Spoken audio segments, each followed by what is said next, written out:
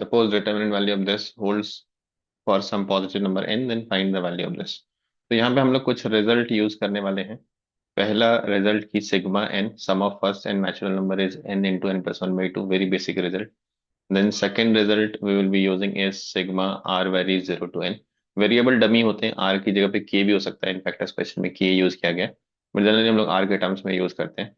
तो N c r अगर है तो ये तो सबको पता होता है two raise to n, but इसमें एक दूसरा रिजल्ट यूज करना, r in two n c r. अगर एक वेरिएबल मल्टीप्लीकेशन में हो तो ये n into two raise to n minus one हो जाता है। सिमिलरली अगर आर की जगह पे आर स्क्वायर मल्टीप्लीकेशन में, ये सब स्टैंडर्ड रिजल्ट हैं, आपको याद होने ही चाहिए।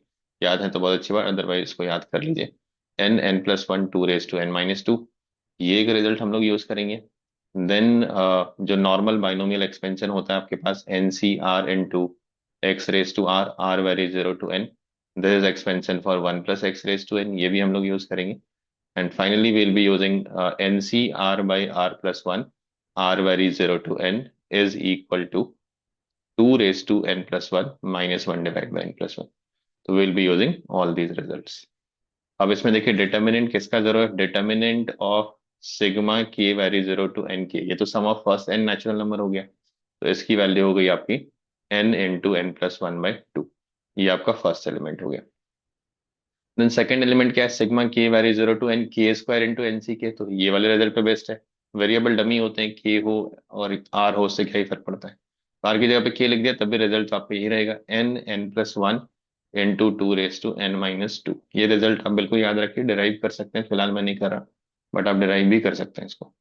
ये आपका हो गया sigma r very zero to n, r into n c r, ये वाला रिजल्ट हम लोग यूज करेंगे, तो n into two raise to n minus one हो गया। और यहाँ पे आपका ये वाला रिजल्ट हम लोग यूज करेंगे, एक्स की जगह पे आप क्लियरली देख पा रहे हैं कि थ्री है, तो ये one plus three raise to n हो गया। इसकी डिटर्मिनेंट वैल्यू आपकी जीरो है।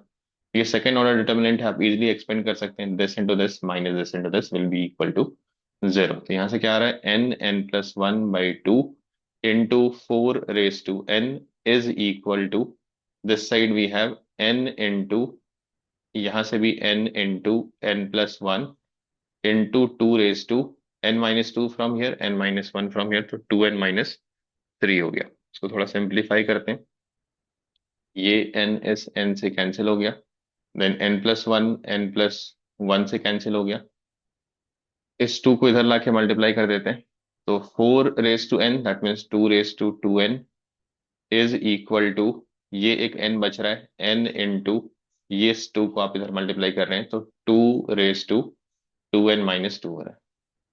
तो ये two raise to two n minus two मतलब two raise to two n by four हो जाएगा आपका। Two raise to two n is equal to n into two raise to two n by two square, मतलब four हो गया। तो N की value यहाँ से फोर आ गई। अब आपको वैल्यू किसकी चाहिए, you need the value of sigma k value zero to n n c k by k plus one, मतलब आपको ये वाला रिजल्ट यूज करना। Again variable is dummy, r हो या फिर के हो, क्या ही फर्क पड़ता है। तो यहाँ पे क्या हो जाएगा, two raise to n, n की वैल्यू जस्ट आपके पास आई है फोर, तो four plus one minus one divide by n plus one, four plus one, तो कितना आ रहा है ये, two raise to five, thirty two minus one thirty one divide by five which is six point two zero. तो six point two zero इसका answer आ रहा है, six point two zero should be the answer for this.